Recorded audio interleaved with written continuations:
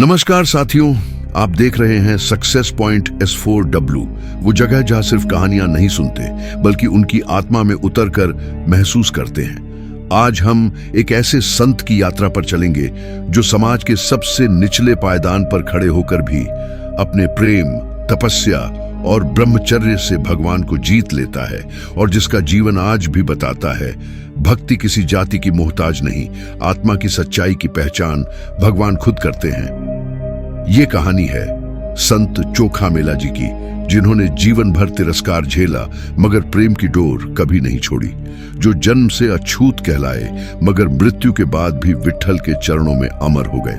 13वीं सदी का महाराष्ट्र संत परंपरा की भूमि, संत नामदेव, संत ज्ञानेश्वर, संत एकनाथ जैसे महापुरुषों की आवाज हर दिशा में गूंज रही थी। इसी काल में जन्म लिया चोखा मेला जी ने एक महार जाति में। उनका जन्म समाज की दृष्टि में अछूत के घर में हुआ, लेकिन बचपन से ही वो भगवान विट्ठल के लिए गाते, नाचते, रोते और हंसते रहते थे। गांव वाले तिरस्कार करते, अरे तुझे भगवान से क्या लेना, मगर उनका दिल कहता था भगवान क्या जाति पूछते हैं। कई बार उन्होंने पंढरपुर मंदिर के बाहर खड़े खड़े विट्ठल का नाम लिया और कहते हैं एक बार मंदिर की घंटी अपने आप बज उठी। लोग डर गए, पर बालक चोखा मेला का दिल कांप कर रो पड़ा, विठोबा ने सुना मुझे। चोखा मेला जी को मंदिर के अंदर घुसने की इजाजत नहीं थी। वो बाहर बैठकर ही विट्ठल के लिए अभंग गाते। उनके शब्द इतने सच्चे थे कि अंदर बैठे संत भी अंदर से हिल जाते। कहते हैं एक बार नामदेव महाराज ने बाहर आकर पूछा, तुम्हारे गाने में इतना दर्द क्यों है? चोखा मेला बोले, जब अपने ही भगवान के दरवाजे पर खड़ा रहना पड़े तो दिल से आह ही निकलती है। एक दिन उन्होंने दर्द से भरे शब्दों में गाया, विठोबा मुझे मंदिर में मत बुला, मगर अपने दिल में थोड़ी सी जगह दे दे। कहते हैं उसी रात विट्ठल जी स्वयं चोखा मेला के स्वप्न में आए, मुस्कुराए और बोले, मंदिर तो पत्थर का है, मेरा मंदिर तो तेरा दिल है। चोखा मेला जी ने विवाह किया, परिवार संभाला, पर मन को विट्ठल से कभी अलग नहीं होने दिया। वो गृहस्थ जीवन में भी ब्रह्मचर्य की आत्मा को जीते रहे। काम, क्रोध, लोभ सब पर संयम रखा।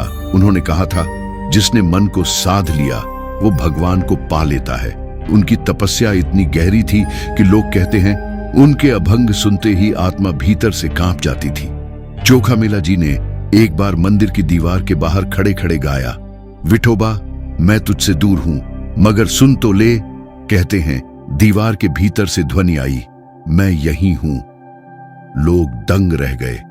पत्थर की दीवार के पार भी प्रेम की आवाज पहुंची। एक बार नामदेव महाराज ने विट्ठल जी से प्रार्थना की, भगवान चोखा मेला को भी मंदिर में आने दो। और कहते हैं विठोबा की मूर्ति अपने आप थोड़ी बाईं झुक गई ताकि चोखा मेला जी बाहर से ही दर्शन कर सके। उनका जीवन इतना करुण पर प्रेम से भरा था कि लोग कहते हैं एक बार उन्होंने जो अभंग गाया, मंदिर की दीवार से पानी की बूंदें टपकने लगी, जैसे पत्थर भी उनकी पीड़ा से पिघल गया हो। चोखा मेला जी की मृत्यु भी साधारण नहीं थी। एक बार मंदिर निर्माण के काम में पत्थर गिरा और उनकी मृत्यु हो गई, पर कहते हैं मृत्यु के बाद भी दीवार में जहां उनका सिर लगा वहां से आज भी भक्त ऊर्जा महसूस करते हैं। उनकी समाधि आज भी पंढरपुर मंदिर के सामने है। लोग मानते हैं मंदिर के अंदर विट्ठल हैं और बाहर चोखा मेला। भगवान ने बाहर अपने सबसे प्रिय भक्त को रखा ताकि हर कोई दर्शन कर सके। भाइयों, चोखा मेला जी की कहानी सिर्फ दलितों की नहीं, ये उस आत्मा की कहानी है जो कहती है भक्ति जाति से बड़ी है, प्रेम मंदिर की दीवारें भी तोड़ सकता है।